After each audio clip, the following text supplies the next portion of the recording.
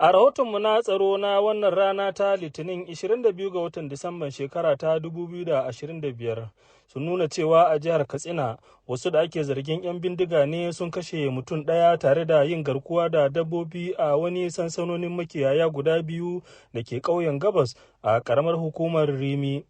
A jihar Zamfara jami'an tsaro sun kama wani ɗan bindiga bayan musayar wuta akan hanyar tsafe da 'yan waren daji inda 'yan ta'adda suka toshe hanya suka takura masu ababen hawa.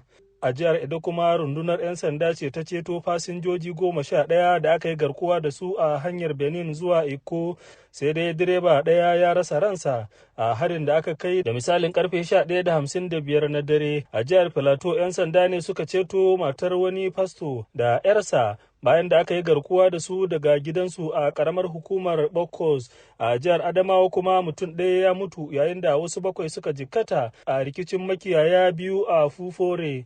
A jihar Jigawa kuwa rundunar 'yan sanda ta tabbatar da cewa wani babban jami'inta Kundi Dauda Abubakar ya jikkata bayan da aka yi wa 'yan sanda kwanton ɓauna a Jahun. A jihar Delta wani taron iyali ne rikide zuwa bala'i bayan da wani mutum mai shekara 47 ya kashe ɗan uwansa na jini a gardama kan bashin naira 1,000. A jihar Akwa Ibom kwamishinan 'yan sanda CP Baba Muhammad Azare ya bayyana cewa rundunarsa ta kwato bindigogi 179 da harsasai da dama tare da samun hukuncin laifi guda 33 a shekara ta 2025.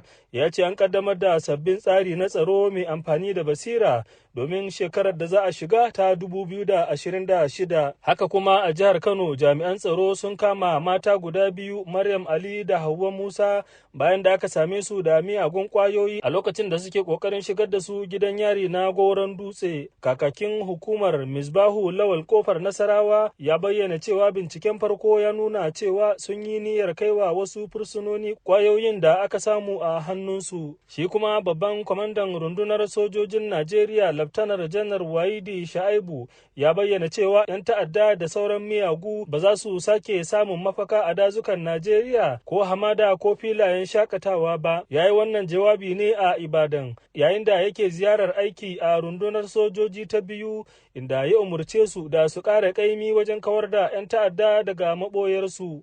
Al-Amin Suleiman Muhammad, FBM Hausa International.